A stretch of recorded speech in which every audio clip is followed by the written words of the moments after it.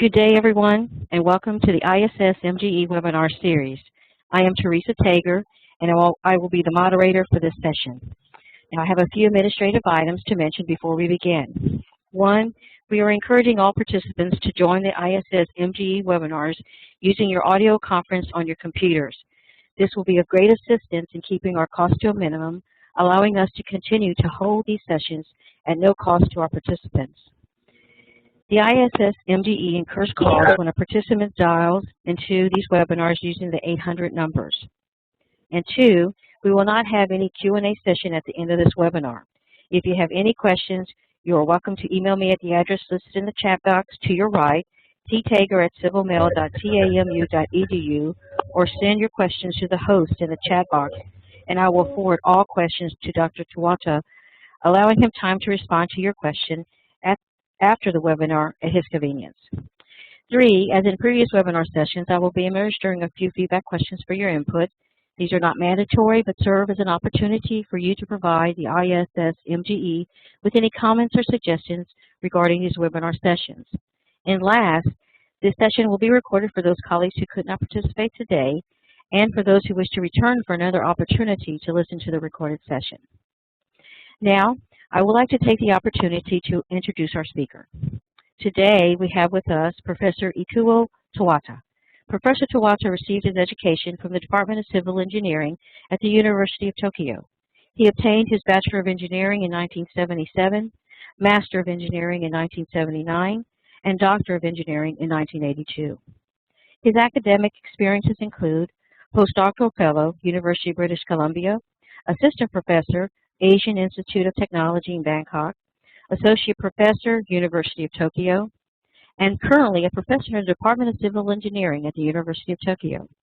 His fields of study are soil mechanics, soil dynamics, earthquake geotechnical engineering, vibration of soft ground, liquefaction-induced ground deformation and its mitigation, shaking table model test, dynamics and mass movement due to slope failure, mechanical properties of municipal waste materials, consolidation of clay soils under elevated temperatures, microscopic observation of sands subjected to shear deformation. Among several affiliations, he is currently a board member of the International Society for Soil Mechanics and Geotechnical Engineering through 2013 and vice president of the Japanese Geotechnical Society through 2014. He has received several awards. In 1985, he received the Japanese Society of Soil Mechanics and Foundation Engineering Award for the Best Paper by Young Authors.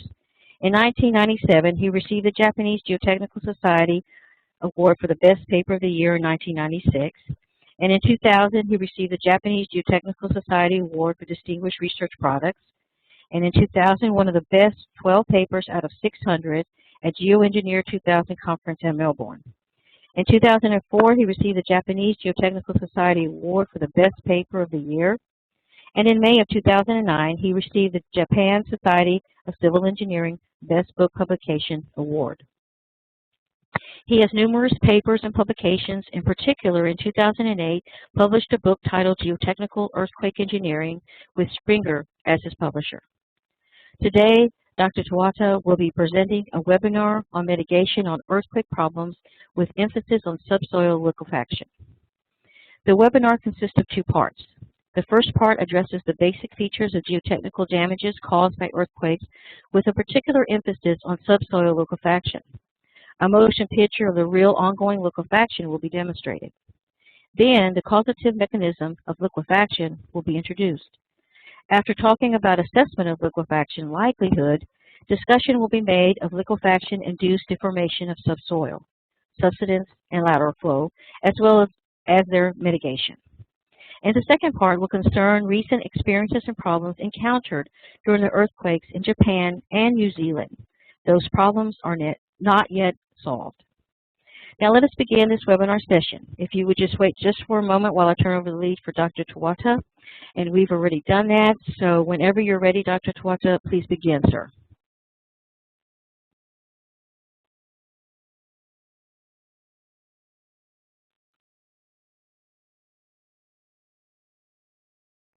Dr. Tawata? Hello. Yes, Can you sir. hear me? Yes, sir, we can. Okay, thank you very much, Teresa. Probably I forgot to mention that I received also Shamshir Prakash Research Award many years ago. I'm very, very thankful to Professor Prakash. Anyhow, you can see topic today, and why it does not go?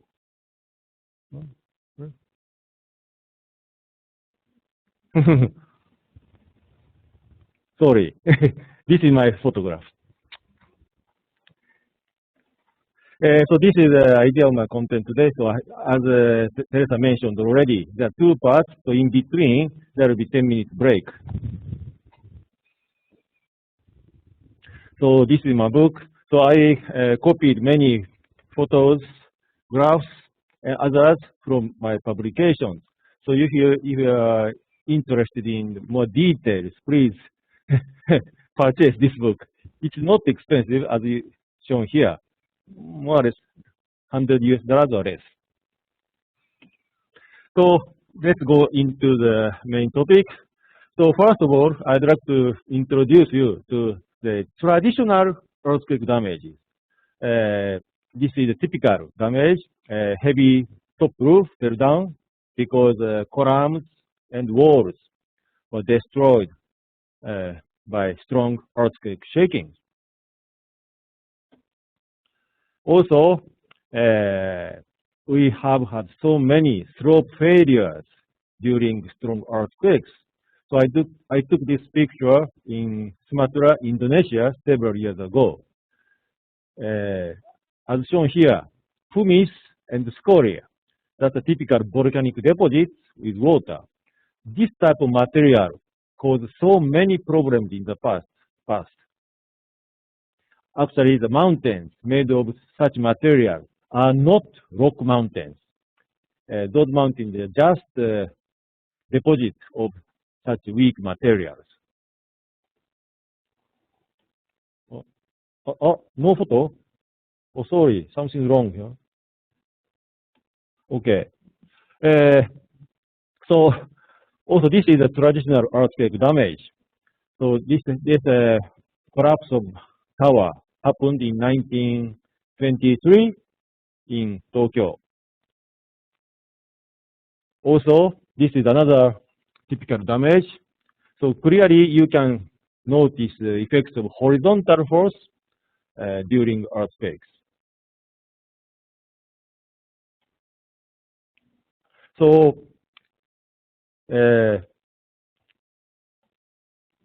is the idea of current or first modern seismic resistant designs. Horizontal force was applied to structures, or if you want, you apply the similar force on soil mass and calculate force equilibrium and calculate factor of safety. And certainly the idea is like this. This force for design is given by this formula, some parameter multiplied by weight of the structures. And in principle, this K parameter is considered to be a peak ground acceleration divided by the gravity accelerations. And to my knowledge, Professor Toshikata Sano introduced this idea in building design code, and after that time, he achieved a magnificent decrease in the number of casualties in urban areas. Also, everybody know about Mononobe-Okabe theories on earthquake, active earth pressure on retaining walls. So you can see photographs of Professor Mononobe and Okabe, and this theory is applicable to such a real collapse of gravity type retaining walls.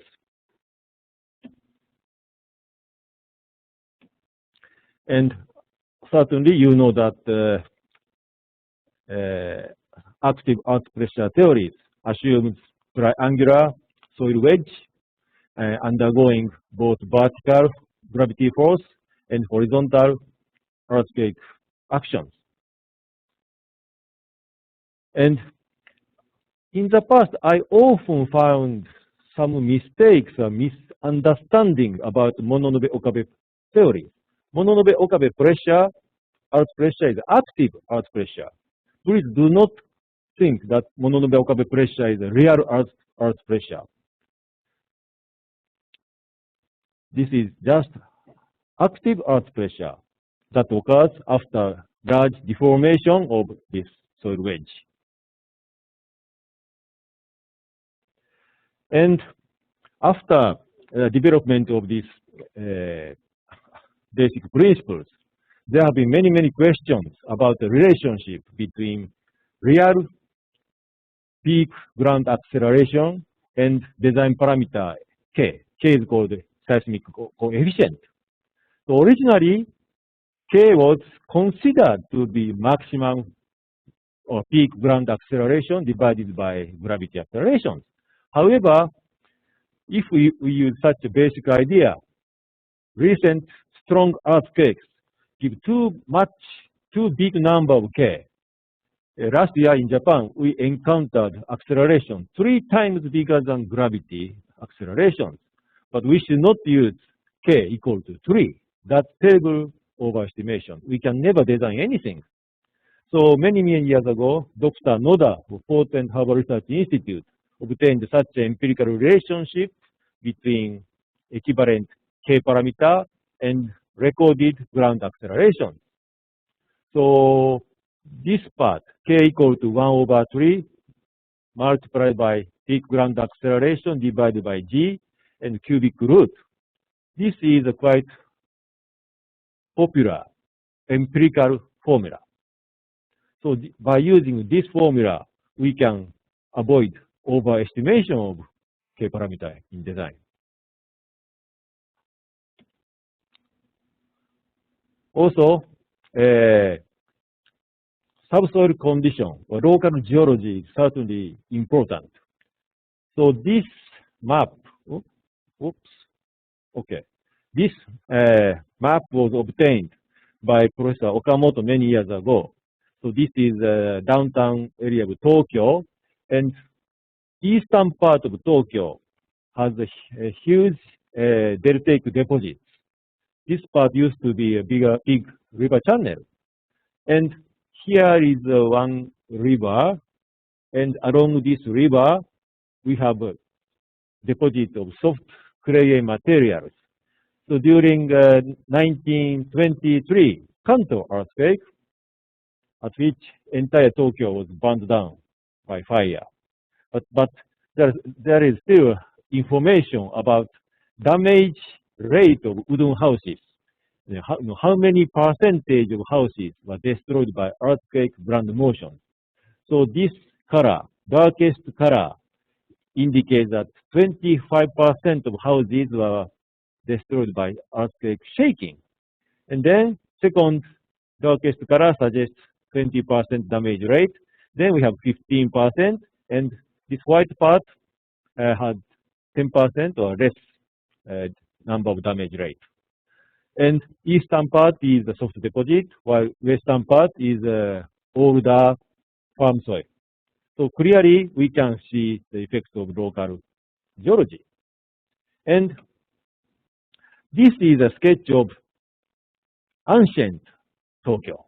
Ancient means the age of year of around 1600, so that's 400 years ago. So you can compare this map and this map. So area of big damage is what used to be rice field or swamp. People could not live here because soil was too soft. So this soft soil deposit, which is sometimes 40, 50 meters in thickness, resulted in very bad damage in 1923.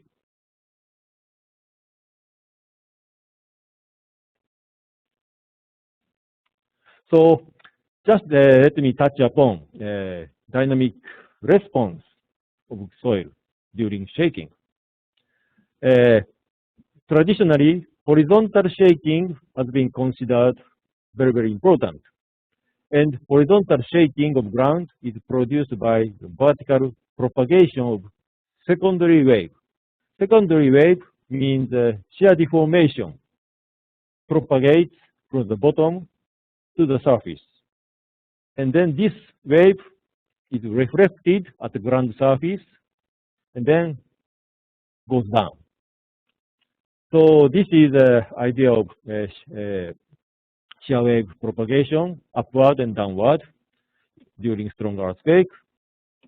And velocity of this wave propagation, Vs, is given by square root of shear modulus of soil divided by mass density.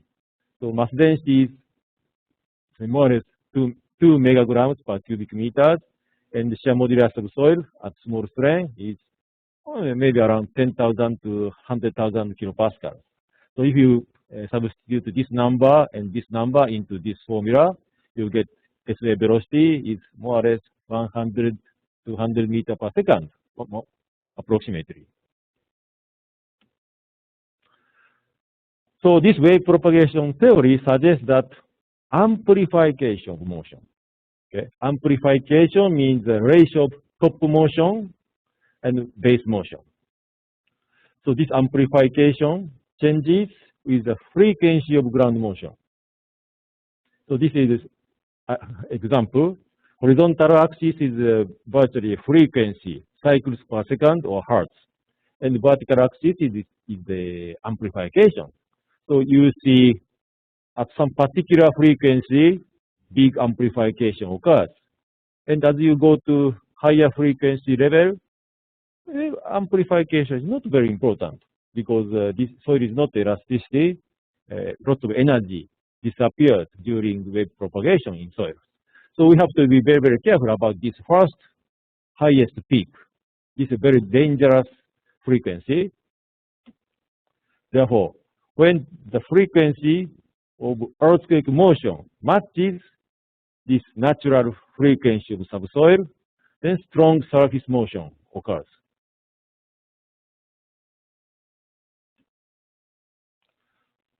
Okay, then we come to underground structures. So traditionally, underground structures and tunnels have been considered safe under earthquake loadings. In this very, very extreme example, one tunnel was under construction many, many years ago. And then earthquake happened and fault just crossed this tunnel under construction. So before earthquake, this tunnel was longer, but now you see the face of fault actions. So although such a big deformation occurred around the tunnel, still this tunnel maintained its shape. So this suggests that underground structure is very, very tough during earthquakes. And this is another example in Iran, 1990, 1-0 earthquake showed such an event. So this tunnel used to be straight, but fault crossed this tunnel. So after earthquake, you see bending deformation of this tunnel, but tunnel structure did not collapse. So structures are supported by stable ground and cannot deform. So people understood that underground structures are very, very safe during earthquakes. However, there are always different situations. Recently, we encountered tunnels embedded in softer material, soft rock or soils, and they were heavily damaged or destroyed by earthquakes. So this was my first experience to see tunnel collapse. So tunnel used to be straight, but now you see lots of debris, stones, sand here. This material fell down from the top of the tunnel, and because the crown or top of the tunnel was destroyed by earthquake shaking. Also, this is another example. Heavy earth pressure destroyed this tunnel structure. The top was destroyed. Also, this bottom uplifted like this. So we should not just assume that surrounding soil is always stable. When materials are softer, then they cannot support the tunnel anymore, and big damage occurs. And this is another experience in Kobe, 1995. So there was a subway station underneath, and because of the collapse of the station, now ground surface caved in like this. And this is the idea of damage where central columns were destroyed and top part fell down like this. So after this very, very bad experience, many subway metro agencies started retrofitting of stations. So this is the situation after those retrofittings. I took these pictures, one near my home, another near my campus. So now stations look very, very reliable. Then landslides, that's another problem. So this picture was taken in Taiwan after 1999 Chichi earthquake. So huge slope failure happened. But it was interesting. There was one house up at the top, and this house was transported to the bottom by this huge landslide. Distance was more than 1,000 meters, and residents were able to survive without any injuries. So they are always fortunate people. We wish to be like that. And this is a bit smaller experience in Japanese earthquake. So here you can see very small surface failure and a little bit bigger failure here. It's quite interesting that this smaller failure caused soil coming down to the bottom, and soil did not move. Sorry, my mistake. So this is another example from Japanese earthquake. And okay, this small one had soil deposit at the bottom. Soil did not travel very much in the horizontal direction, while this bigger one allowed soil to move further in the horizontal direction and stopped this river stream. So generally, size of slope area affects the horizontal travel distance.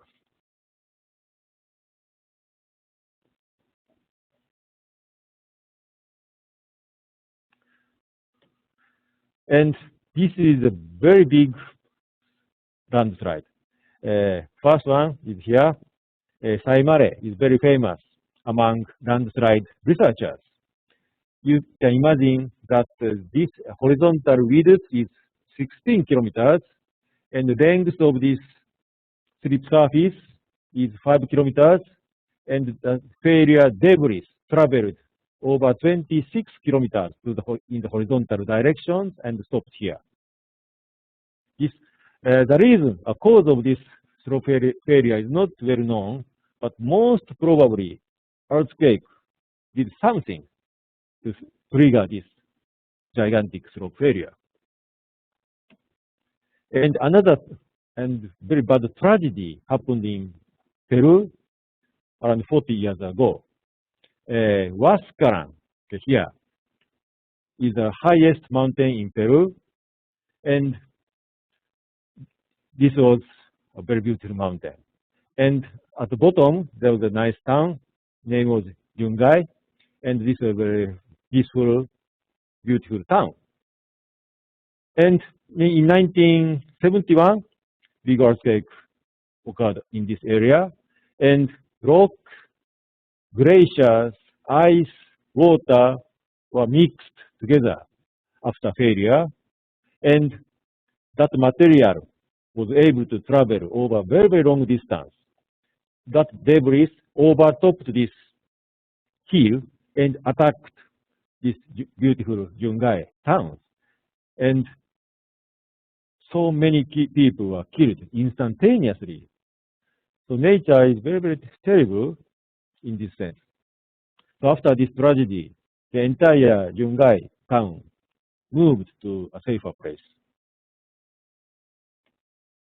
So this is the idea of the relationship between volume of landslide and H over L. What is this? You can just understand that H over L is equivalent to tangent phi angle. And this frictional angle decreases as the volume increases. This is the reason why bigger slope area can affect very, very big area. And even moonslide is here, triangle is here. So friction angle for huge landslide is so small like this. And then I used to be very, very interested in submarine landslides. Some soil had lots of water, and that material was able to travel over a very, very long distance, 100 kilometers or sometimes 500 kilometers or even more. And one important example of submarine landslide happened in Alaska in 1964. Valdez was a very important harbor for oil export. And problem is a silty material produced by the glaciers in the mountain. Glacier ice converted rock into silt flour. That silt has no cohesion. It's just a small particle of stones. And that small particle of silt deposited in seawater, and because the grain size is very small, deposition occurred very, very softly, and the void ratio was very high. So when gigantic Alaska earthquake happened in 1964, entire seabed material fell down into deepest water, and then that soil movement triggered a tsunami. That tsunami attacked the former Valdez town and killed many, many people. So after this event, Valdez town moved to a safer place. And we come back to this landslide. I took this picture in Shaolin, Taiwan, after 1999 city earthquake. And in mountain areas, landslide means natural dams. So if natural dam is broken by overtopping, then flooding will attack the downstream areas. That's a big problem. Last month, I visited the Sichuan province of China, where so many natural dams are formed after a recent Wenchuan earthquake in China.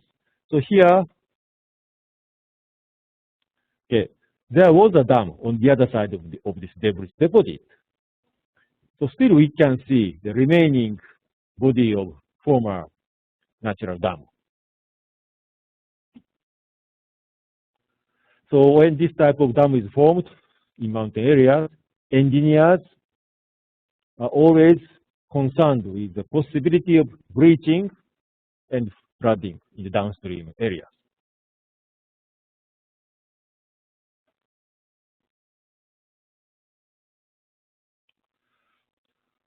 So recently, earthquake-induced landslide is attracting a concern very much. And particularly, my interest lies in the compound effect.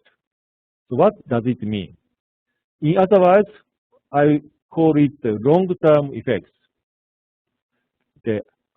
Initially, okay, for example, this Wenchuan earthquake in China caused many, many mountain slope failures. And after that event, those slopes became very unstable. And in the following years, heavy rainfalls trigger many failures and debris flows. So here you can find the combined effects of earthquake first and then heavy rainfall second. Okay, I took this picture in October this year, and you can see deposits of debris flow. This area used to be a very beautiful and comfortable summer resort. But after that earthquake, debris flow attacked this area many times. And you can easily understand that mountain slope is very unstable because of the earthquake action. Also, another problem is like this. When earthquake destroyed mountain slopes, and there are huge deposits of debris in valleys. So when heavy rainfall comes later on, this material is flushed and attacks the downstream areas. So this is another example of combined effects. And fault. As you know, there are basically three kinds of faults. They are called normal fault, reverse fault, and strike slip fault. So in definition, normal fault means relatively upper part moves relatively downwards. Reverse fault means upper part moves relatively upwards, this way. And strike slip means horizontal movement. And in reality, often strike slip movement is combined with reverse or normal fault. Okay, so this is a very classic photograph taken in 1893.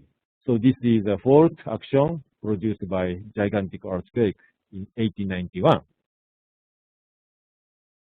And in 1999, Chichi earthquake in Taiwan demonstrated us many fault effects. I'll talk about this one later, but this waterfall is a consequence of fault actions. Before earthquake, there was no such a waterfall. Here, this cliff was produced by many earthquake actions in the past. So every earthquake produced maybe 1 meter, 1.5 meter movement. So after thousands of years, this high cliff was produced. It's interesting, this rigid concrete building just tilted, but no structural damage happened. And then this one. This is another massive concrete structure. It's a dam. But unfortunately, fault was located under this dam, and the other side of the river fell down, moved downwards relative to this part of the dam. Therefore, this part, can you find that collapsed the shape of this concrete structure over here? So even the very massive concrete structure cannot resist natural force. Also, for lifeline industries, fault is a big problem. Lifelines cannot avoid the location of faults. So this is example in Iran again, 1999. So there was a fault here, and this water pipeline was crossing the fault. And due to this reverse fault actions, actually the horizontal pipeline was compressed and buckling failure occurred like this. So to avoid such a problem, or fault problem, what can we do? I found a very smart idea here. This is Japanese Railways new Kobe station. And this part on your right-hand side, okay, this is a mountain. So this granite mountain has been moving upwards, while this alluvial deposit has been stable or didn't move very much. So after millions of years, now mountain is as high as 500 meters or 900 meters. And the station had no other choice for its location. Only here was the candidate location. So railway engineers did lots of great jobs in design procedures. If you look at the details of this cross-section of the station is made up of three independent parts. This red part and orange part are not connected structurally. They are just in touch. Also, this part, red part and orange part, are not connected by any steel reinforcement. They're just in touch. So if the mountain part moves 1 meter or 2 meters, well, there will be no structural damage. Just relative displacement will happen. So after such a big earthquake, well, restoration of the station is not difficult.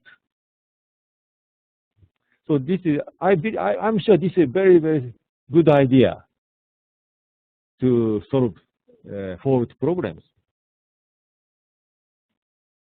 Also, US pipeline engineers were smart as well. This is an Alaska pipeline.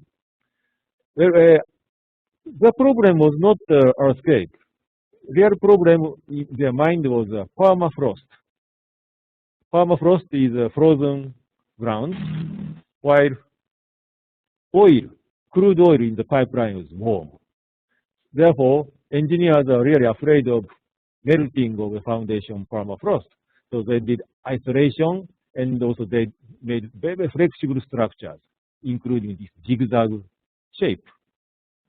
So when big earthquake happened in Alaska and fault crossed this pipeline, well, virtually no damage happened because of this very, very flexible structures. Also, sorry, for this example, I don't have any illustration, but Osaka City has a nice metro design. This metro was made by shield tunneling technology, and usually shield tunnel is made of steel or concrete segments. But engineers decided to use more ductile or softer ductile iron segments in order to absorb the fault-induced ground deformations.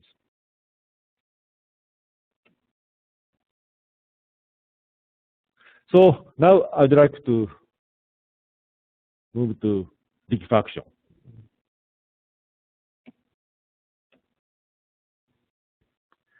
So briefly, liquefaction means that the ground becomes very soft, and as a consequence, large residual deformation occurs, and it makes operation facilities very difficult. So recently, earthquake engineers or earthquake geotechnical engineers are talking about performance-based design. It is understood that zero deformation cannot be achieved because of financial limitations. So in place of that expensive idea, we will accept limited deformations. And if the limited deformation can be repaired quickly, we accept that small deformations. So that type of philosophy is called performance-based design. And very, very fortunately, liquefaction hardly kill people. So I'm going to show you a motion picture of ongoing liquefaction. So this motion picture was taken by a professional photographer, Mr. Fukuo Yuminamochi. He's here. In 1964, at the Niigata airport, when his small airplane was about to take off for his professional job. So airplane was had gasoline, pilot was ready, he had cameras, films, everything. And then earthquake started. So in front of him, this happened.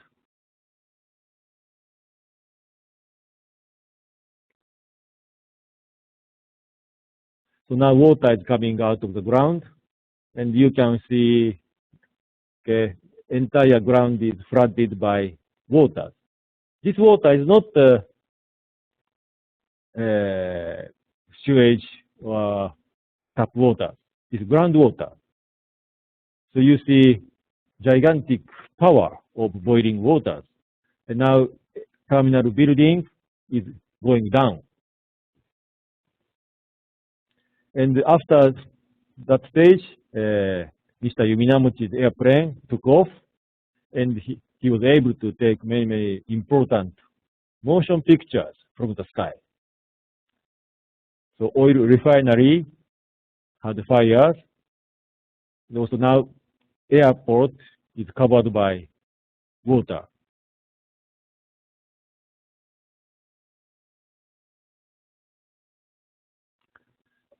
And this is another fire in the town, but fortunately or unfortunately, tsunami attacked the town and extinguished this fire. Okay, this is a famous Showa bridge that fell down after only 2-week service after completion. Also, we cannot see clearly, but revetment walls along the river channel fell down into the water. Actually, the backfill soil moved maximum 5 or 7 meters into the river channel. So horizontal movement destroyed many foundations.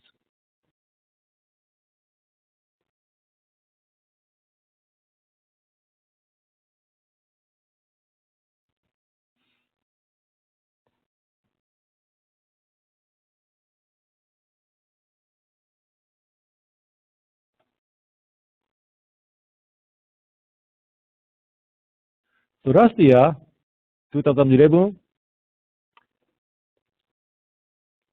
Japan had another or even bigger earthquake, and many motion pictures are taken of ongoing liquefaction.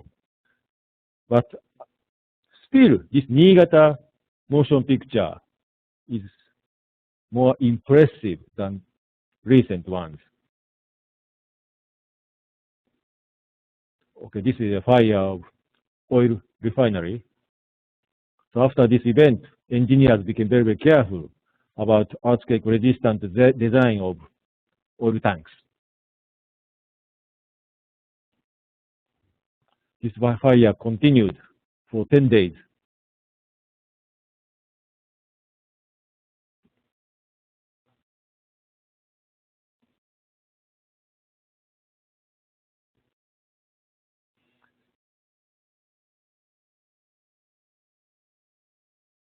Also, this sports stadium hosted the National Sports Festival only 1 week before this earthquake, and it was destroyed.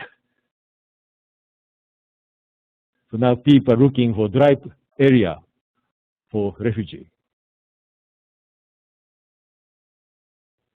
Okay.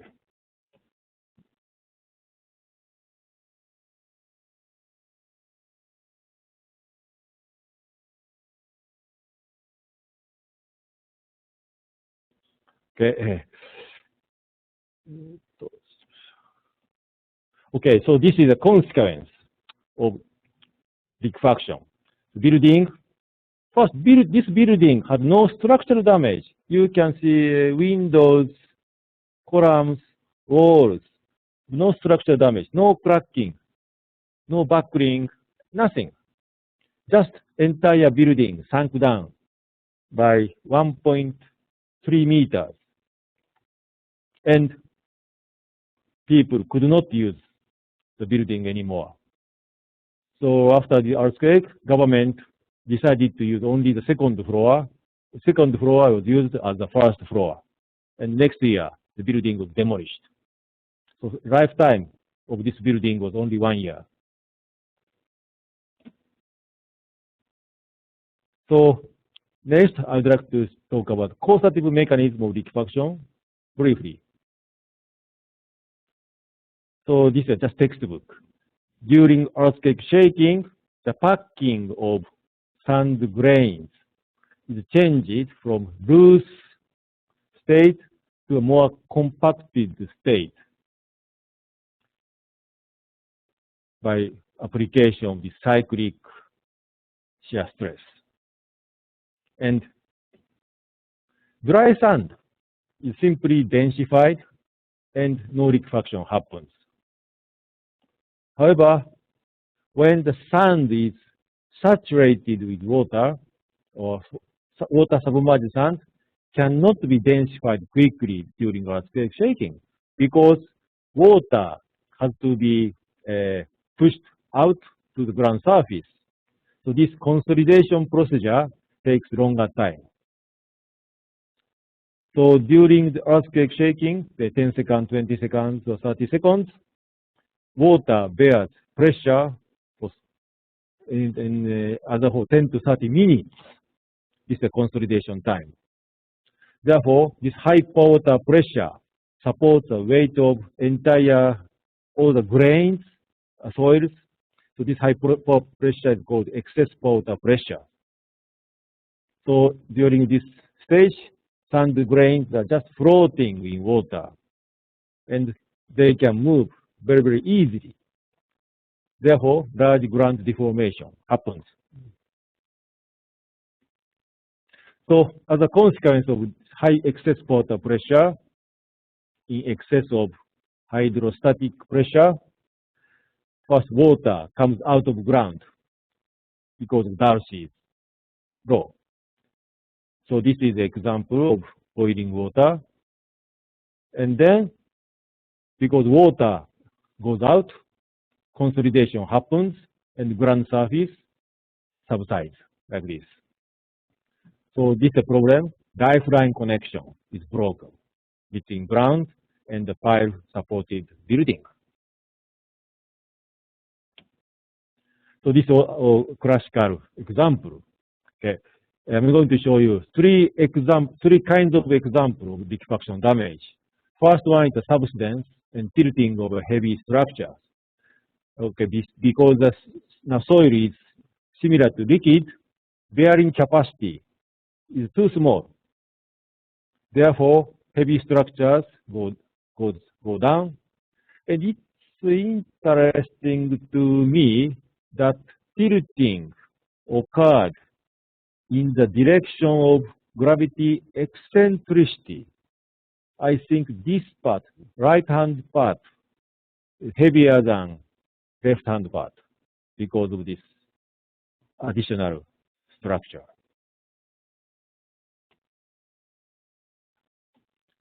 Next example is very famous.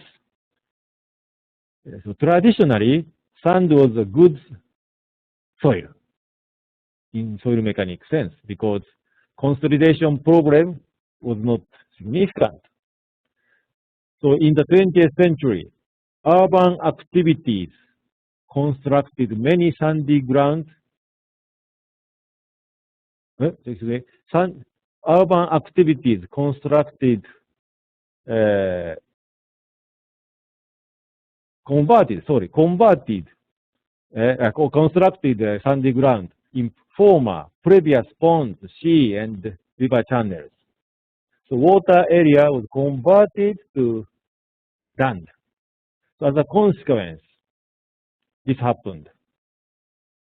川岸町 apartment buildings in Niigata city tilted like this.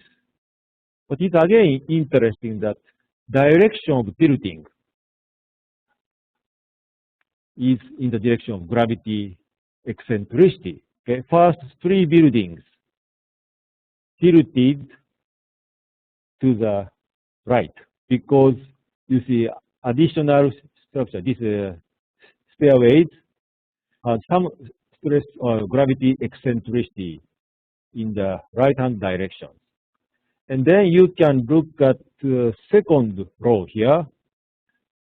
Those three buildings have eccentricity in the other direction, left-hand side. So they tilted in the opposite direction, and similarly, the third one tilted in the same direction. And only one apartment building survived because this was supported by high foundation.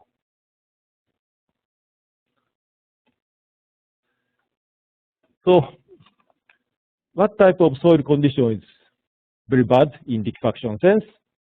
So this is an old map of Niigata city in 1849. So this is a big river, and you see that there is a big, or not big, small cove here. So in 1920s, Niigata city wanted to be bigger than before. So this water area was converted to land by using beach sand here. There's plenty of sand here, so transportation is very easy. So, and this construction just dumped sand into water. And this sand has no fines content, as you know. Beach sand is always clean. So this type of construction project creates highly vulnerable sandy ground.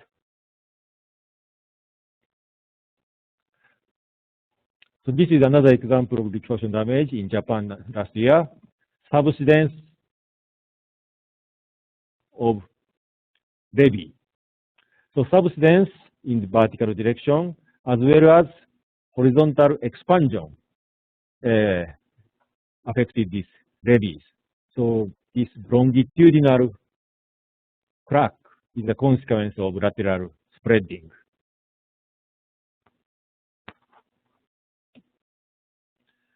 Now we look at the light structures. Light structures come up.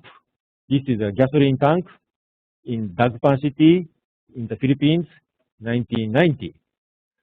This is a water, this is a sewage tank made of concrete, but inside is just water and air. So this is light. So it came up to the surface. This is manhole floating, as well as also this one is manhole floating. And horizontal movement or lateral spreading is like this. This is also Dagpan City. And in this locality, subsoil moved towards the river channel where the water bottom was lower than the town. I'd like to say that the horizontal movement of soil is controlled by gravity. So under gravity, everybody wants to go to lower places. And this lateral movement of subsoil caused compression along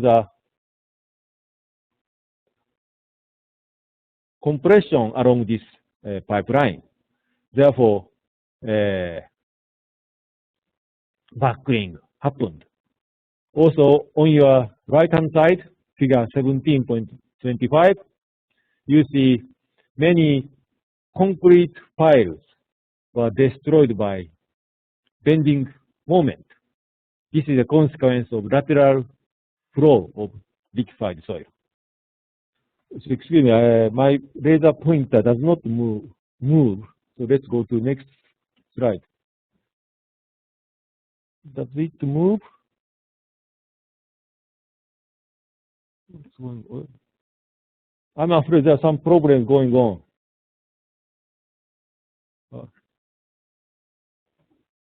Well, what?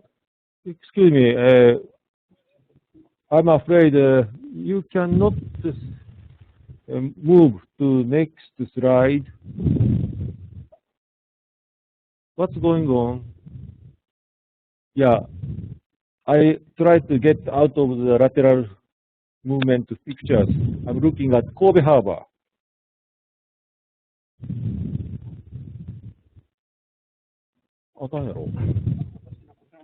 So, how about, just a moment, please. I have to ask my students.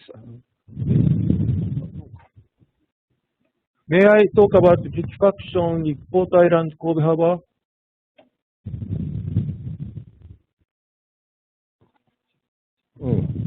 Okay.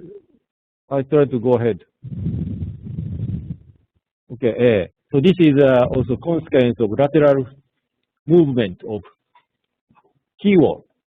So you see many longitudinal cracks due to horizontal movement.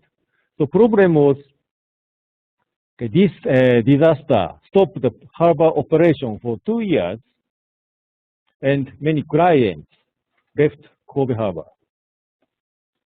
So soil liquefaction was really important from the viewpoint of economy of local community.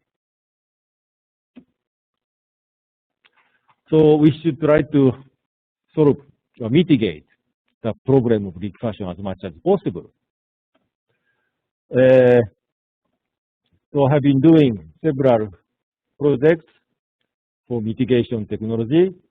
And here, I tried to show you a motion picture model test, but there was also computer problem, so I cannot show you anything. I'm sorry for this, so I'd like to go to the next slide now.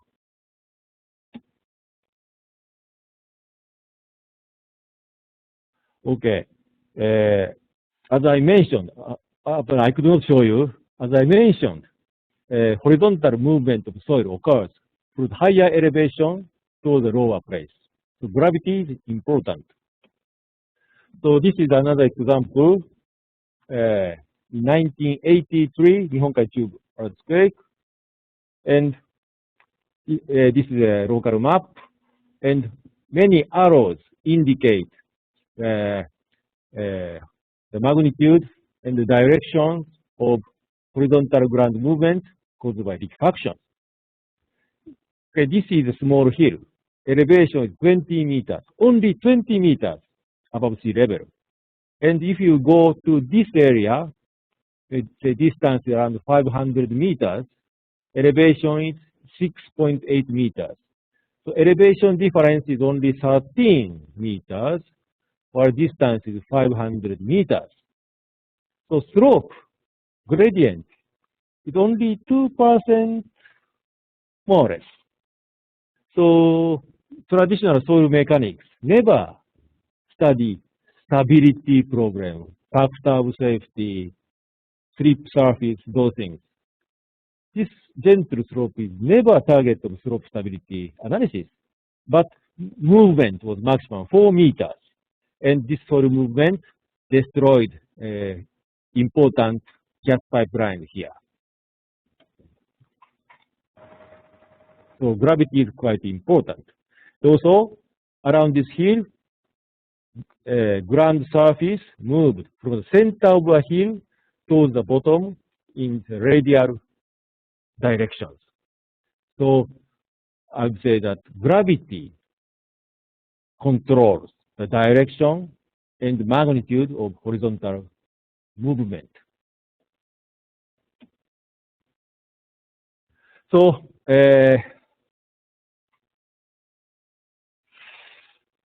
what kind of soil is vulnerable to liquefaction? So maybe already you have an idea about this. First, cohesionless soil.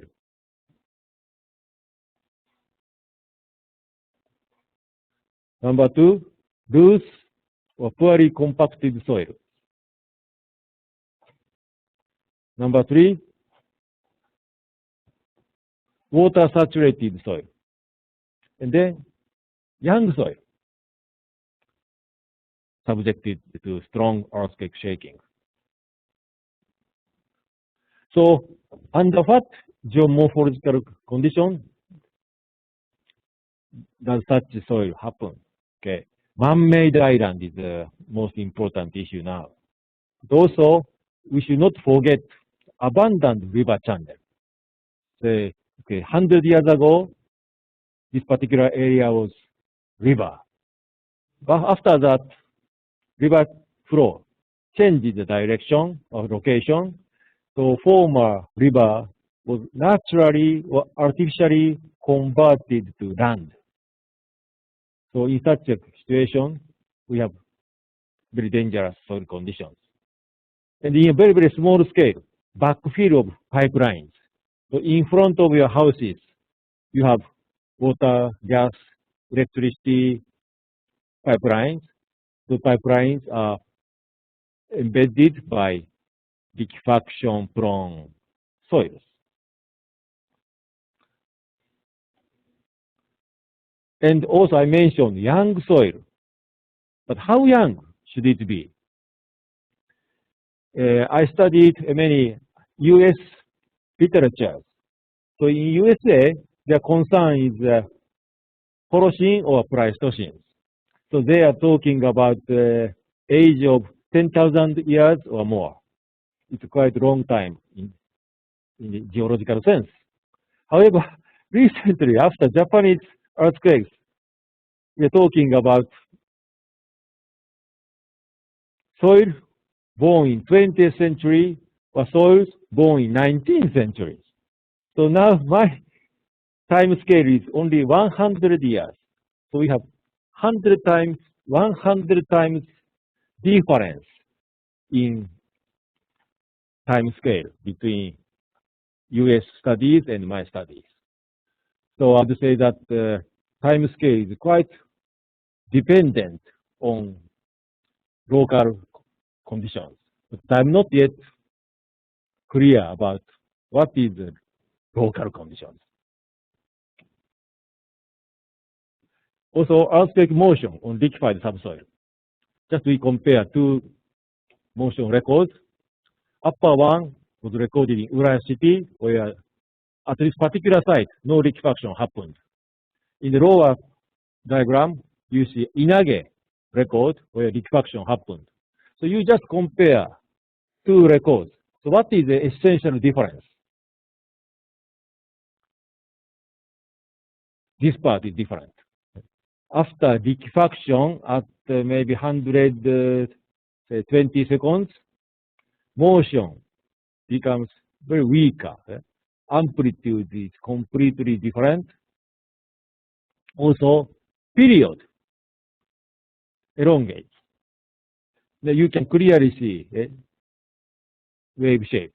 While in the first part, motion just shaking randomly. So this big difference between first part and second part did not happen in the Urias record.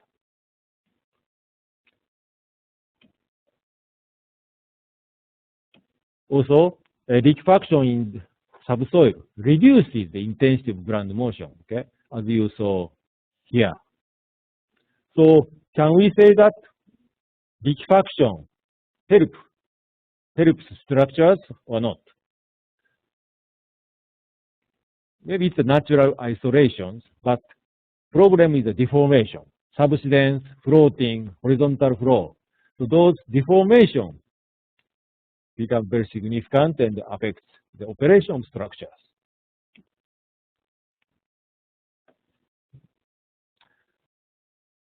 So it's a bit ironical. Right? People try to improve soil. Soil does not liquefy anymore because of that effort. Then intensity of motion increases. Now we have to think about stronger ground shaking. So we cannot achieve two goals at the same time.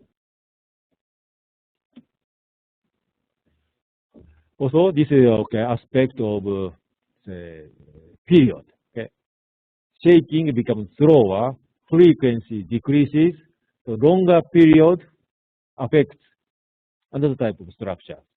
So possible resonance with soft structures. Typical example is oil storage tanks. This type of structure is dangerous under shaking of 5-second period, 10-second period.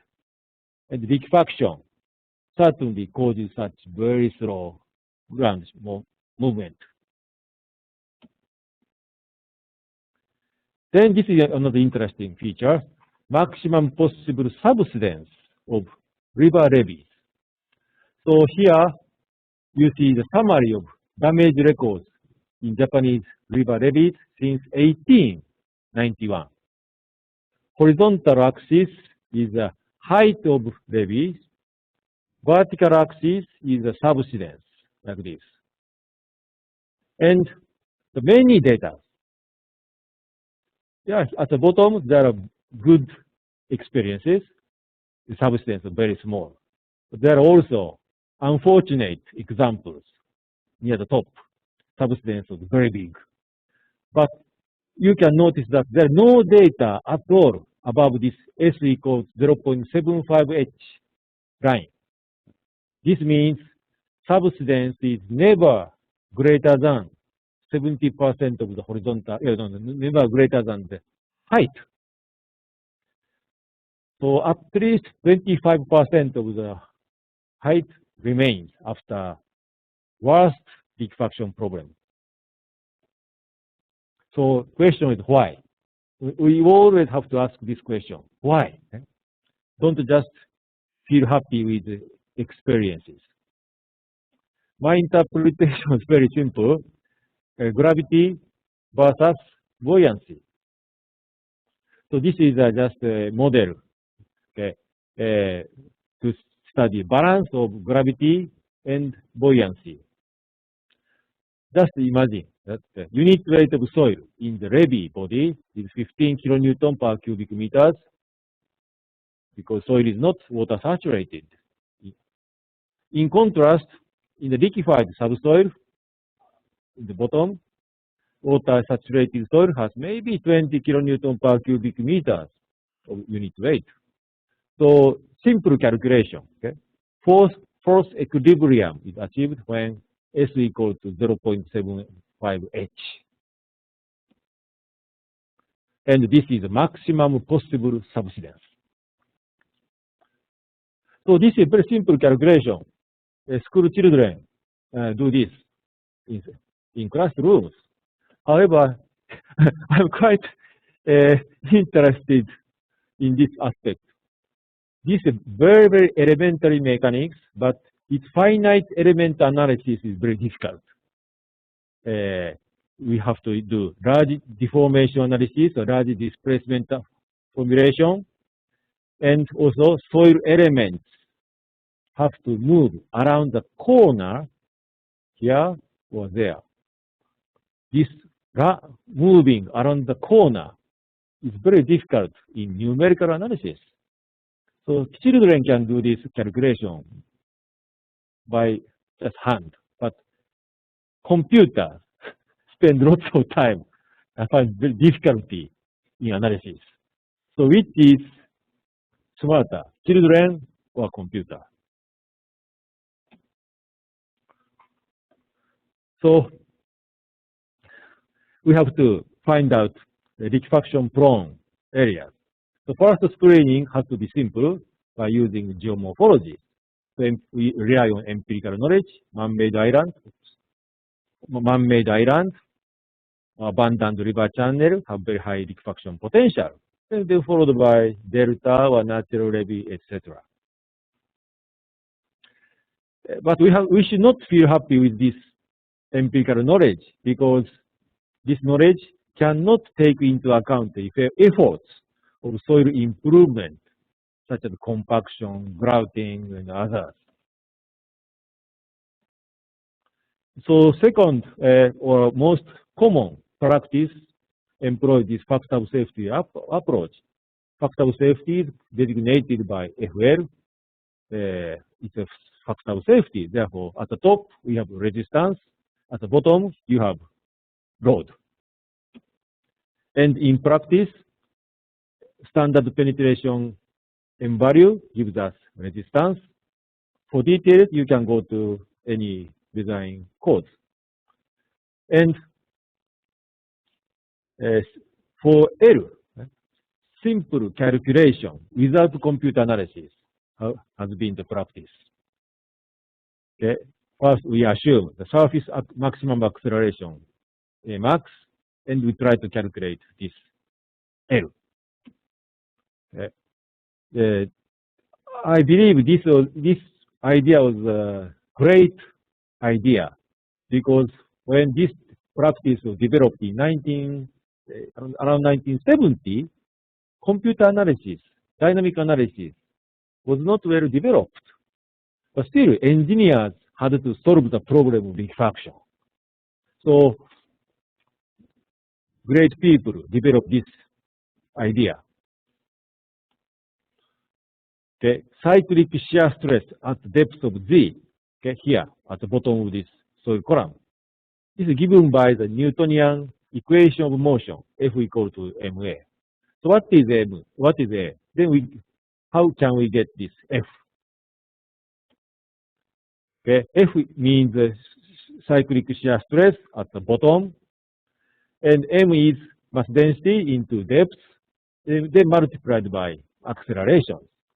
So first two terms on your right-hand side assume that soil is a rigid body. But actually, soil is not a rigid body. We need to make some correction. This is a depth correction factor, RD. Then, in the tradition of liquefaction practice, we don't use force. We don't use stress. We use stress ratio. Stress ratio means shear stress divided by effective stress before earthquake. So this idea is actually common in soil mechanics. You know tangent phi angle. That's a ratio of shear strength over effective stress. So soil mechanics prefers this idea. So shear stress is given by this rho into depth, maximum acceleration, and RD, and the bottom is effective stress before earthquake happens. So this is very good because there is no need for advanced dynamic analysis.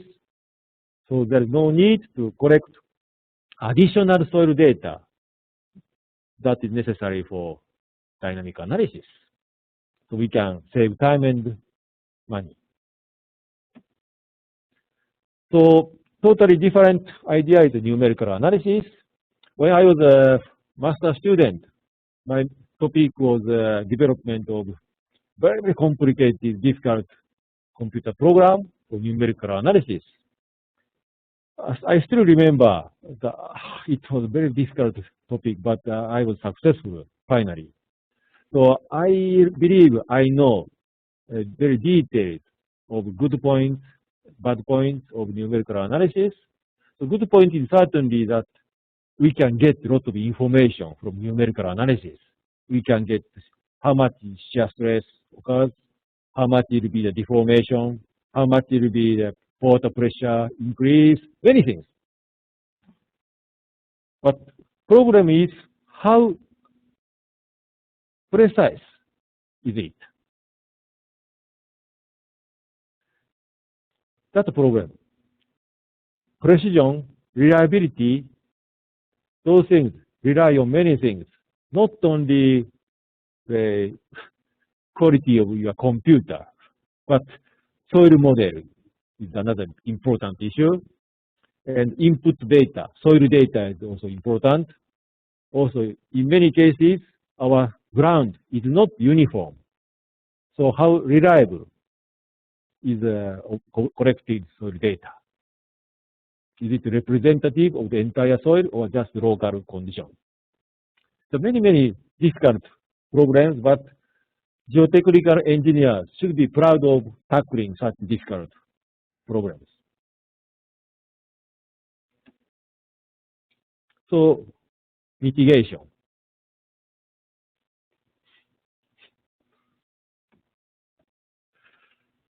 So there are two different principles. One is not to allow onset of liquefaction. Okay, liquefaction is hated. Never allows it to happen. That's the first principle. This is very traditional. But recently, performance-based design principle says that liquefaction is allowed, but large deformation is prevented. So first, not to allow onset of liquefaction. Okay, this is previous sketch. This sketch shows all the principles of mitigations. Okay, oops. Okay, here, okay, to prevent such a mechanism, first, erase big void space among grains. That's called compaction. Second, do not allow free grain movement. That's grouting. Then change the water condition in this sketch, in the bottom sketch. Okay, supply drainage paths to water. That's called gravel drains or other drainage technologies. Then this one, okay, number 4, produce air void for internal drainage. For example, lowering of groundwater level or injection of air bubbles. So that's because time limitation, I'd like to briefly go through the remaining part of this presentation. The compaction, grout densification is very, very reliable. So this is stress strain behavior of loose sand and dense sand. Okay, clearly, dense sand is much better because deformation is very small. And after compaction, you don't have to worry about maintenance. And effects will continue forever. Dynamic consolidation is inexpensive idea. Heavy concrete mass hit the ground surface, and big holes is filled by sand over there.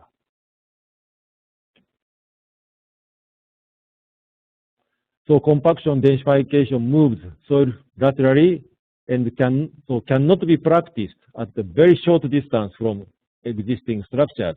I'm sure you don't like dynamic consolidation next to your residence.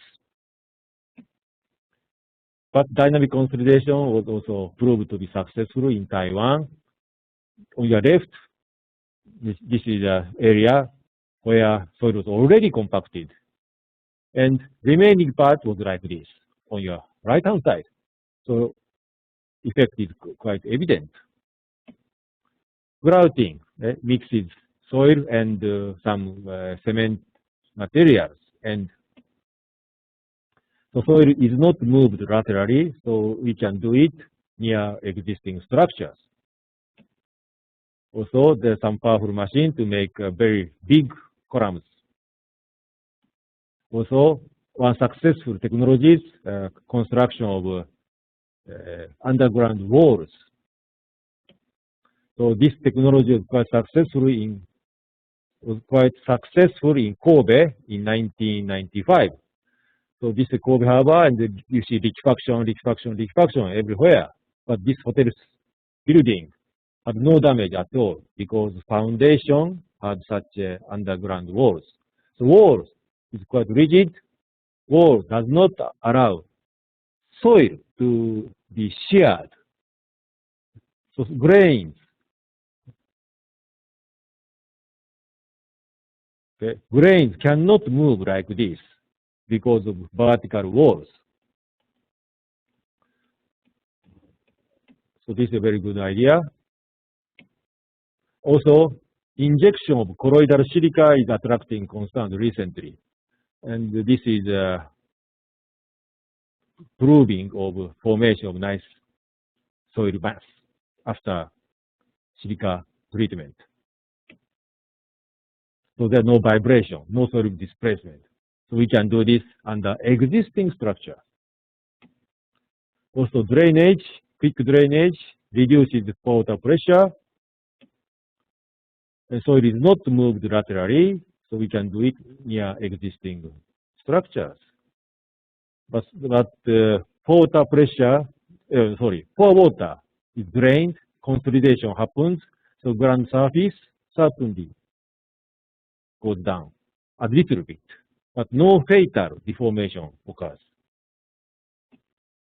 So this technology was quite successful last year in Japanese city like this.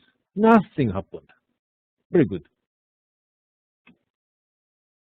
Then second philosophy is prevention of large deformation. So this is interesting example. In 1995, this river levee was totally destroyed by liquefaction. But near the site, another levee successfully survived the earthquake, although liquefaction happened, as shown by boiled sand here. So what is the difference? I'm thinking in this way. First, there's berm here, so counterweight that improves the slope stability. Second, there was nice sheet pile walls. So now, this year, many damaged levees in Japan are reconstructed by installing sheet pile walls like this. And in order to maintain the local groundwater environment, there are small holes here. Water can flow across these sheet pile walls. And also, this is sheet pile wall with drainage pipe is also effective. And pile foundation. Okay. Problem is possibly differential settlement between soil part and building part. So this connection of lifeline can be a possible problem.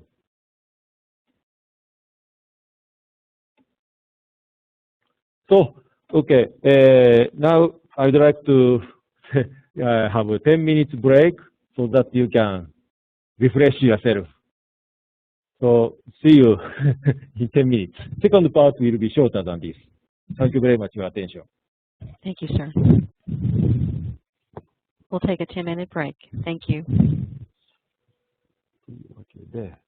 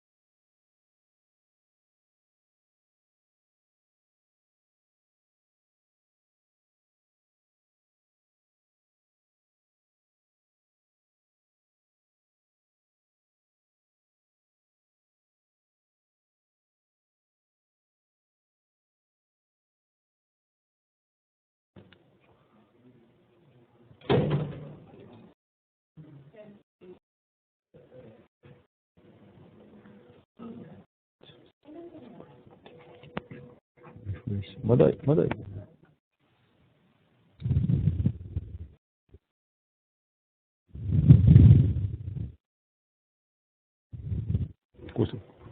You're welcome to begin, sir, at your convenience. I'm ready, but I can start anytime.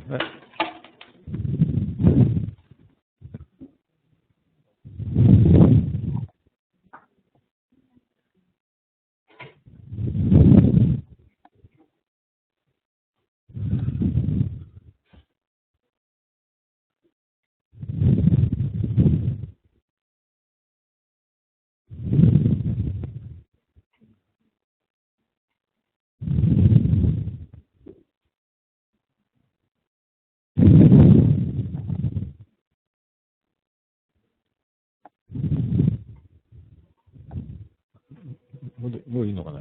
何分経った？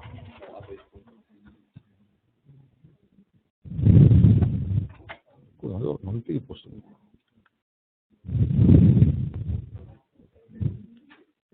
これしてなかったよな、最初。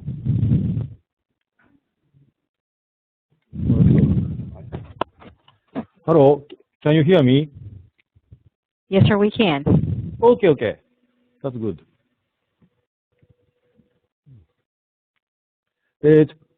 Can I start now? Oh, yes, sir. Please do. Okay. Okay. Let's start now. So I'd like to start the second part of my presentation today.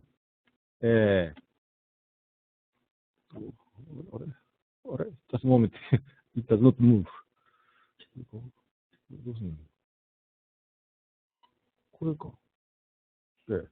Okay. In the second half, I'd like to address problems encountered after the 2011 gigantic earthquake in Japan. So there are 5 sections: damage and protection of private properties, that are namely houses. And second part, section is addressing viscous nature of liquefied sand. Number 3, liquefaction in river levees. Number 4, protection of lifelines from liquefaction. And then liquefaction hazard mapping. And most problems are not yet solved completely. So please understand that the liquefaction problem is extremely difficult. First, properties of people. Okay. This is not liquefaction. It's just problem of residential development in hilly areas. But problem is who can pay for these problems. Maybe you imagine that the developer who made this structure are responsible for this problem. So in case of food, cars, those industrial materials, companies, manufacturers are responsible. But in construction industries, situation is different. Residents have to pay for this problem for themselves in Japanese system. And also, New Zealand colleagues have very similar problems over there because they have so many consecutive big earthquakes in Christchurch and surrounding areas. So, for example, well, unfortunately, the photograph does not come, but I'm trying to show here that the same house has liquefaction 3 times. 1 time here, 2nd time here in the middle, and 3rd time on your left, or your right, sorry. Something wrong, sorry. So let's go to the next pictures. This is the situation in the Tokyo areas. So liquefaction occurred in man-made island. And problem is the people feel very bad even after tilting of only 1% gradient.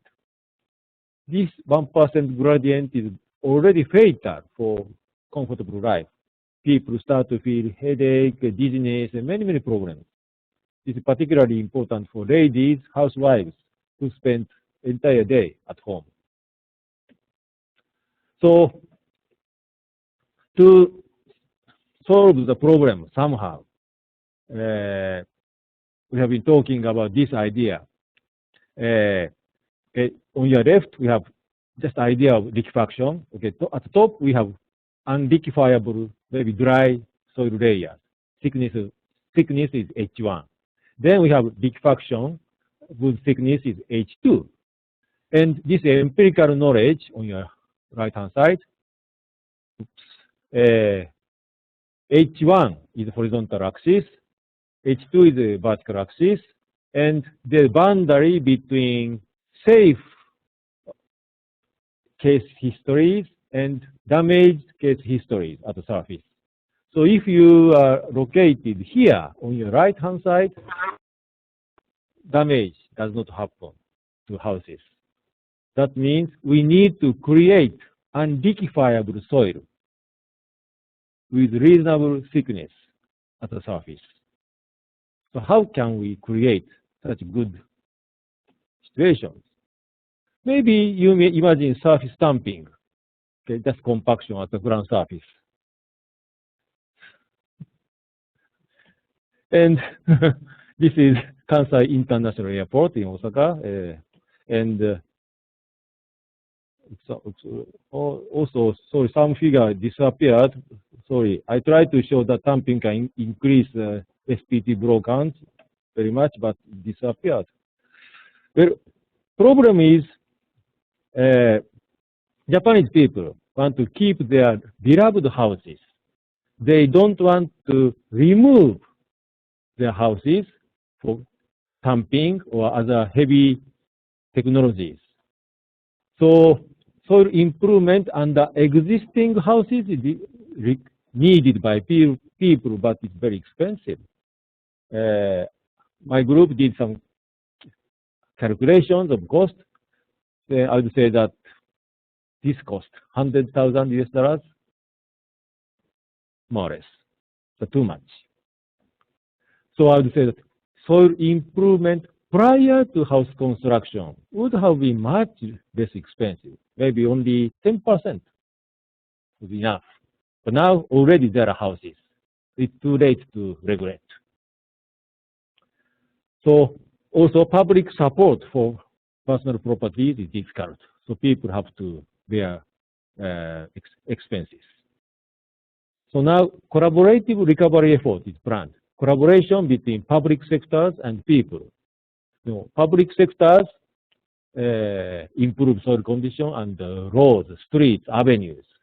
And then people are responsible for their own private land. So by doing collaborations, both sides can save money. That's the idea. And what type of soil improvement is planned? I'd like to address two kinds of structures, measures. One is lowering of groundwater level by pumping up water. Number two is construction of underground walls.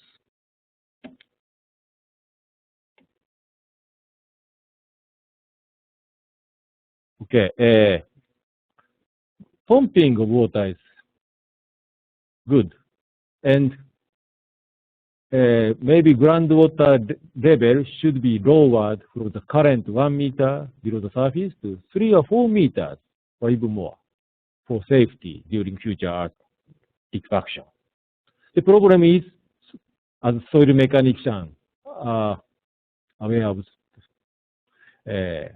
possible consolidation, settlement, because in Tokyo Bay area, there is a very thick clay layer of 40 meters or more. So it's very dangerous to just pump up water. So as a consequence, tilting, subsidence, many things will happen to the houses. Then who will be responsible for it? Local private sector, local public sectors cannot take full responsibilities for such damage. And actually, there is a good example in the past of groundwater lowering. So after 1995 Kobe earthquake, Tsukiji area of Amagasaki city near Osaka city had heavy liquefaction. And nearly all the houses were destroyed. So those houses were demolished, removed. Then new soil was placed at the surface. That was actually a compensation for past consolidation settlement. And then also drainage pipes were installed in the ground. So consequently, surface unliquefiable layer was made to be 3 meters thick or more. So this photograph shows the present situation. I looked around this area for 2 hours and tried to find out any evidence of consolidation, settlement, but I couldn't find anything. So fortunate point of this city is the clay here was over-consolidated. So as soil mechanics states, minor effective stress increase in over-consolidated clay does not cause subsidence problem. Sorry, I have to say something more. Something disappeared from my presentation, sorry. So in Tokyo area, situation is different. 40 meter thick soft clay is normally consolidated. So if we carelessly pump up water too much, consolidation, subsidence will be very bad. So we have to think about other measures. So second idea is a construction of underground wall, as I mentioned already. So this grid of wall can constrain cyclic shear strain of soil and prevent liquefaction problems. So traditionally, the size of this square grid was 4 meters, 5 meters, 6 meters, more or less. That was the idea. And this technology was successful during Kobe earthquake in 1995. Then can we apply this technology to Tokyo Bay area? Okay. This is the plan view, and one square indicates one house lot. Size not too big, but 12 meters in size in horizontal and vertical directions. So first, public money can construct walls under streets. And people pay for another construction under house lot borders. So public money and also private money are combined. Size is 12 meters. This is big. So I'm afraid that this technology, this idea, just create shaking table model test with a sandbox of 12 meters in size. So future earthquake shaking will cause liquefaction. This is my concern. So you may think that the grid size should be made smaller by constructing more walls. But problem is existing houses. Already surface is occupied by houses. So how can we construct such nice walls under existing houses? It's terribly costly and nearly impossible. Therefore, probably, still discussion is going on. But one candidate idea is combination of groundwater lowering a little bit and underground walls. So I want to verify these effects of combination. And another problem is the local community. People have to agree on any mitigation measures. Okay, let's come back to this here.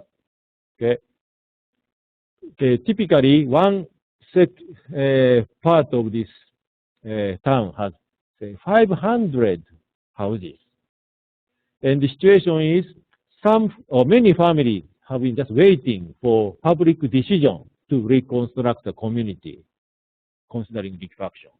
But several families spend their own money to improve soil conditions under their own houses.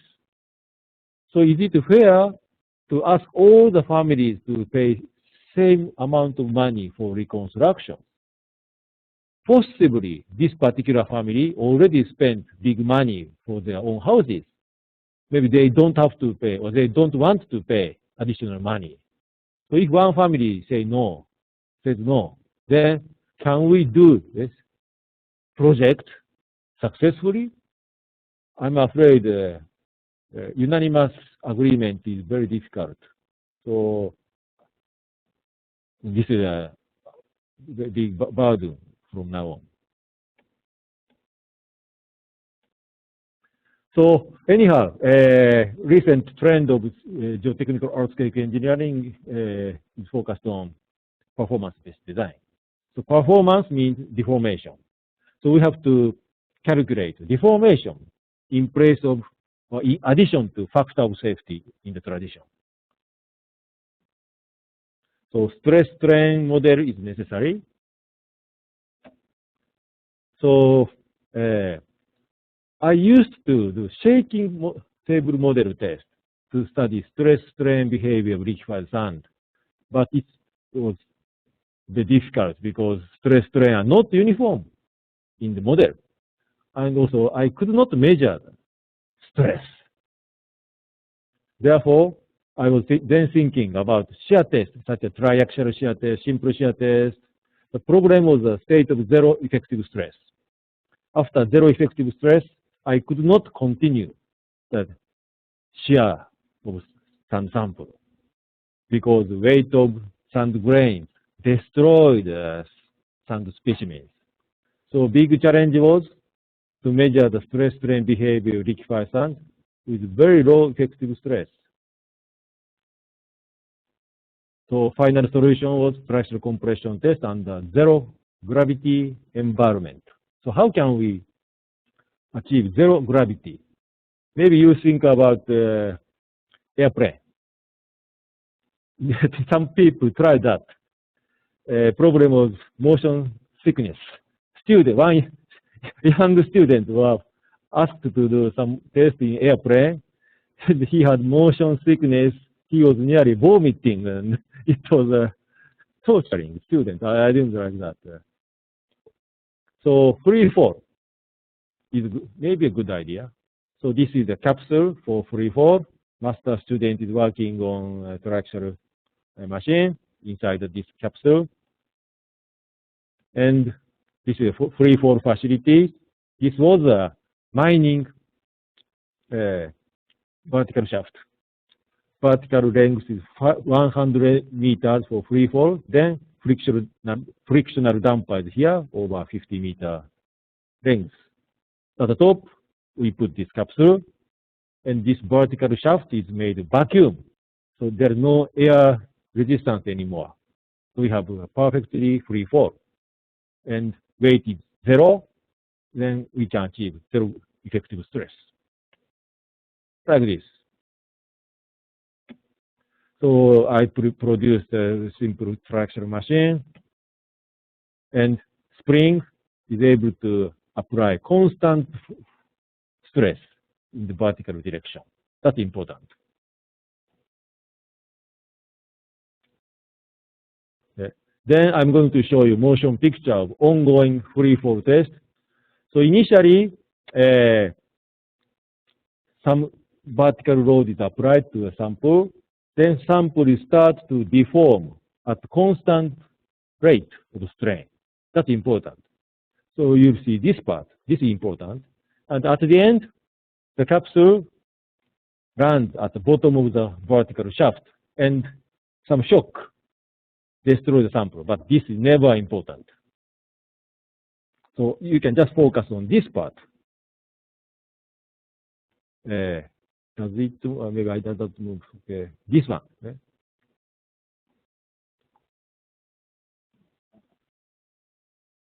Okay, now sample is prepared and is going to start free fall.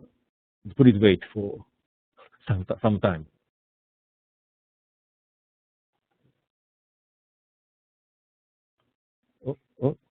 Oh, sorry.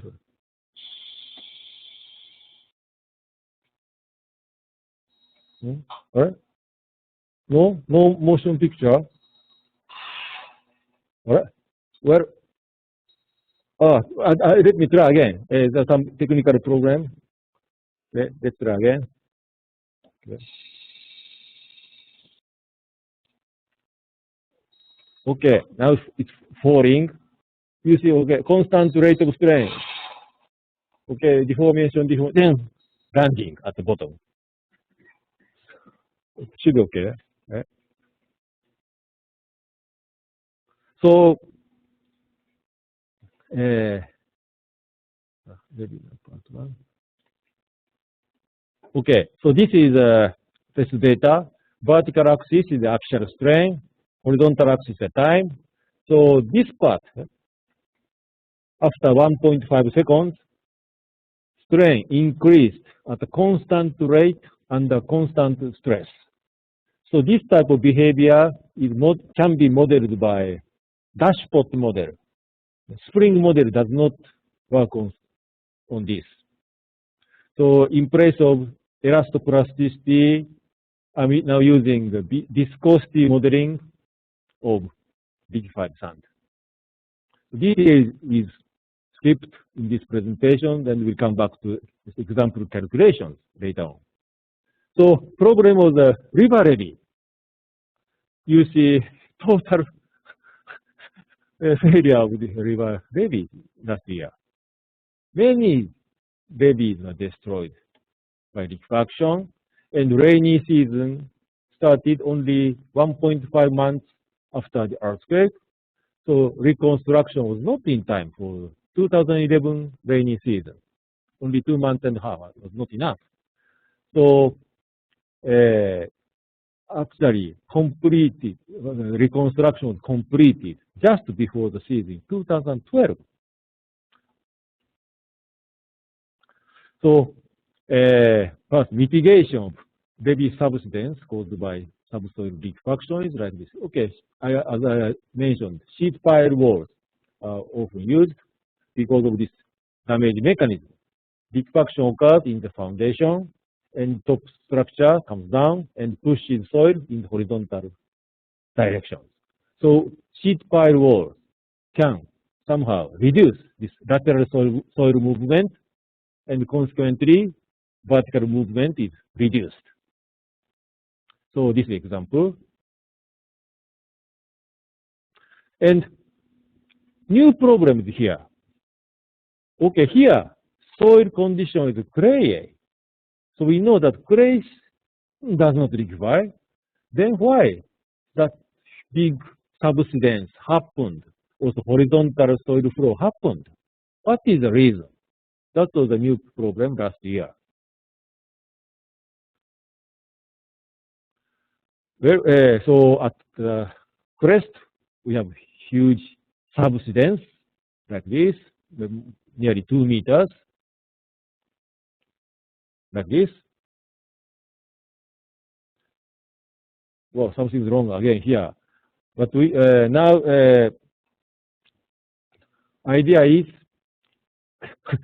sorry for this, but this orange part used to be levee.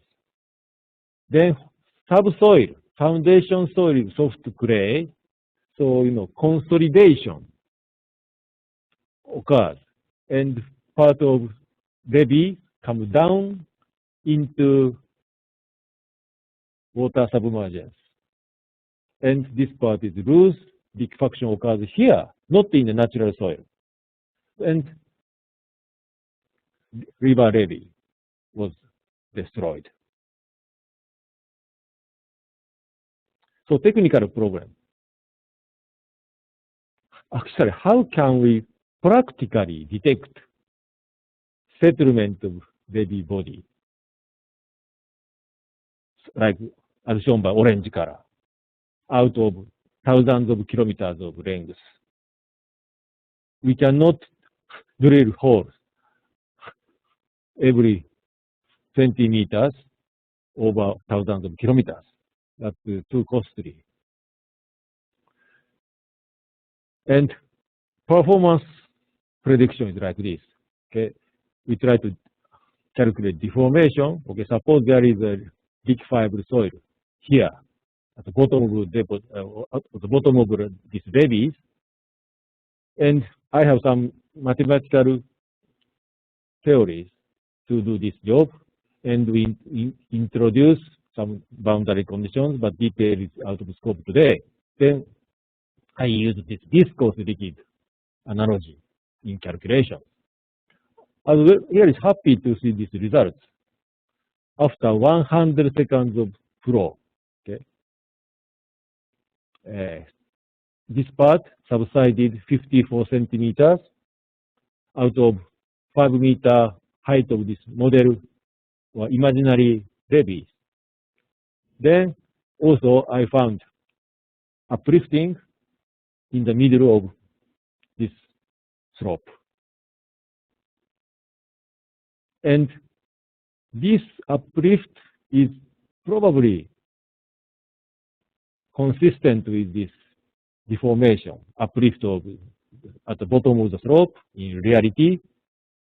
Also, subsidence is similar to what we saw in reality as well. So mathematical theory, this is not a finite element analysis. Please understand this. Analytical theory can predict this complicated deformation very, very successfully. But the real problem is how to find out the liquefiable part of the levee. We are just walking at the ground surface. And how can we find that dangerous bottom of the levees? So Japanese government, Ministry of Construction have been doing a lot of efforts. And I was one of the members of the advisory committees, and we tried to use SWave velocity, electric resistivity, both application of geophysical surveys. So this is just the idea of the cross section. And geophysical surveys gave us VS distribution in the foundation soil. Also electric resistivity distribution is something like this. And experts study the combination. Okay, no, combination very important. Some people insist on that single parameter is almighty, but actually often combination of two good ideas gives us much better output. Here they combine SA velocity and resistivity. So low SA velocity means soft soil. High resistivity means sandy soil. So this part, red part, suggests liquefaction prone soil. This was the idea, and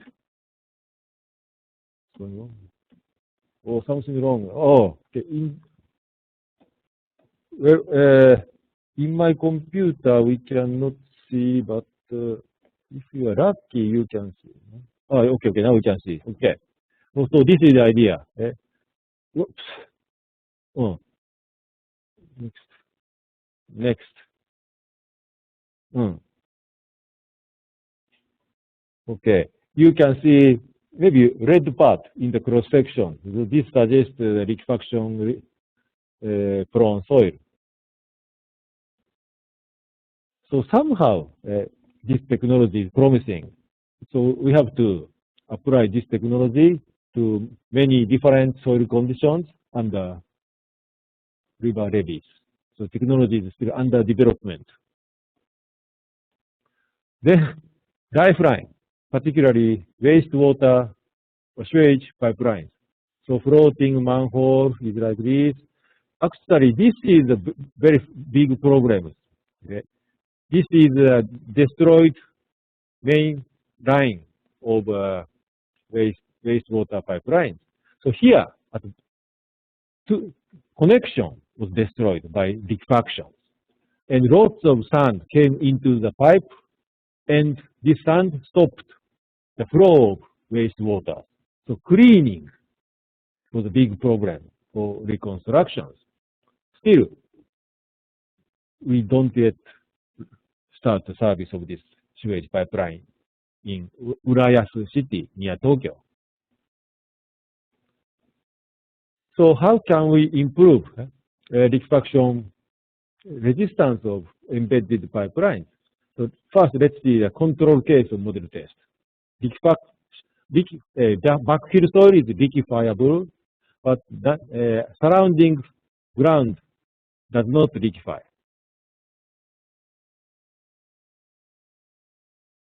So this is a motion picture.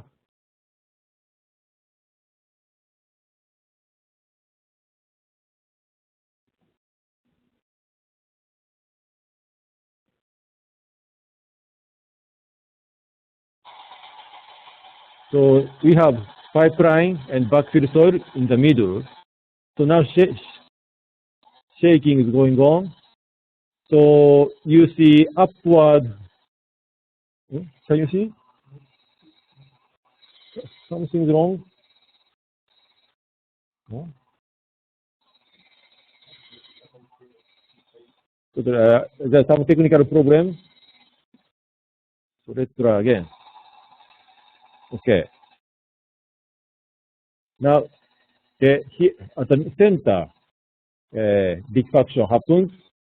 So now, soil is moving upwards together with the pipe. However, on your left and the right-hand side, no liquefaction happens. So deformation is quite small. So this is a control case. So we have to compare this test result without any mitigation. Sorry, what's going on? With improved soil conditions.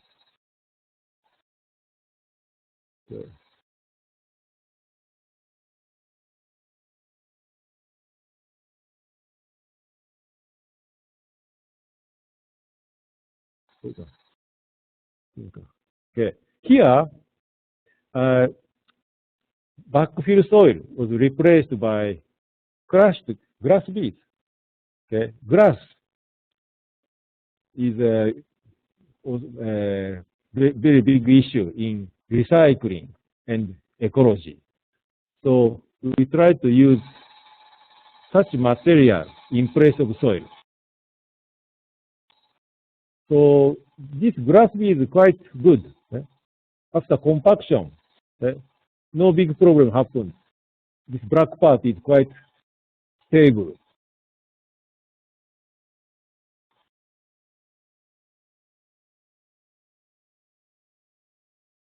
Okay, so this is promising.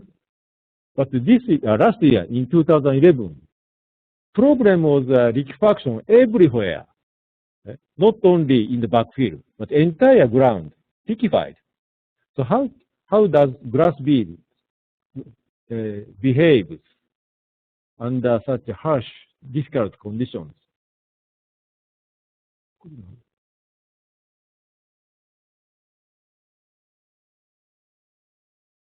Okay.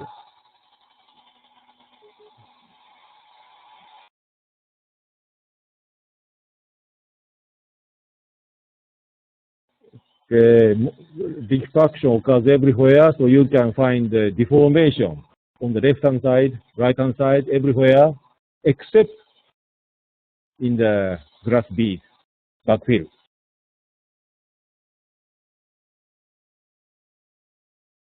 So I believe that grass bead, crushed grass backfilling is quite promising in future, in technological sense as well as in environmental sense.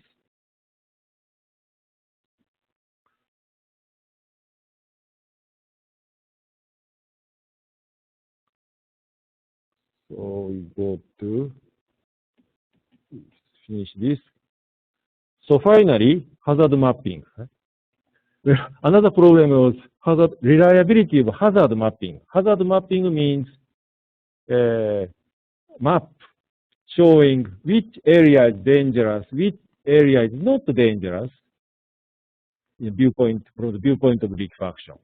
So traditionally, many hazard mapping was made by using factor of safety, FA. But for design purpose, it's okay. But is it good for hazard mapping? In design, we have to be conservative. We can say everywhere is liquefiable. That's okay, maybe. But for hazard mapping, people want to know which area is safe, which area is not very safe. So overestimation of risk is not a good idea. So we have to understand the difference between design and the hazard mapping. Also, I'm saying that aging effect is not well considered in FL methodologies. So this is a hazard map which was made before 2011. So entire city of Urayasu was considered liquefiable. Reality is like this. You see blue part, that means no liquefaction happened over here. And new young man-made island liquefied completely. So we can clearly see the effects of age. Old alluvial deposit did not liquefy. Young man-made island liquefied.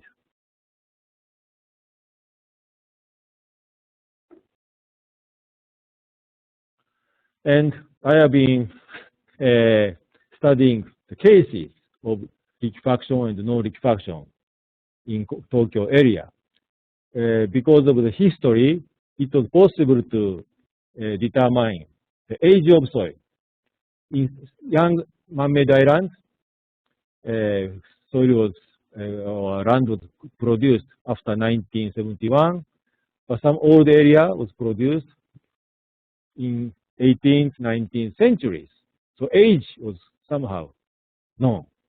And then I calculated factor of safety, and white symbols indicate that the liquefaction did not happen.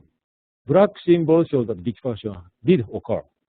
So I'm trying to find out the boundary between two symbols. And maybe boundary is here for very young ground. Age is only 30, 40, 50 years. So maybe, okay, 1.0 is a good idea as a boundary. So this situation is quite consistent with the design formula. That's very good. But when we come to older soils, construction was made before 1867, maybe border is somewhere here, 0.5 factor of safety. So this suggests that old soil did not liquefy in spite of very low factor of safety. This means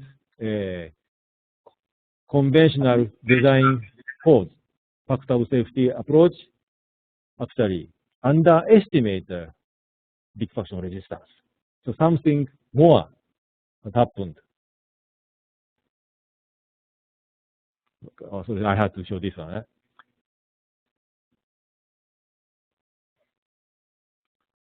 So more aged soil did not liquefy in spite of low factor of safety.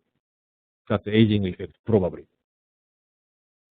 Okay. Actually, that's the end of my presentation. So you can understand that still many problems are not yet solved. So I'm quite busy now. So, okay, again, one photograph is missing here. But this is my photograph.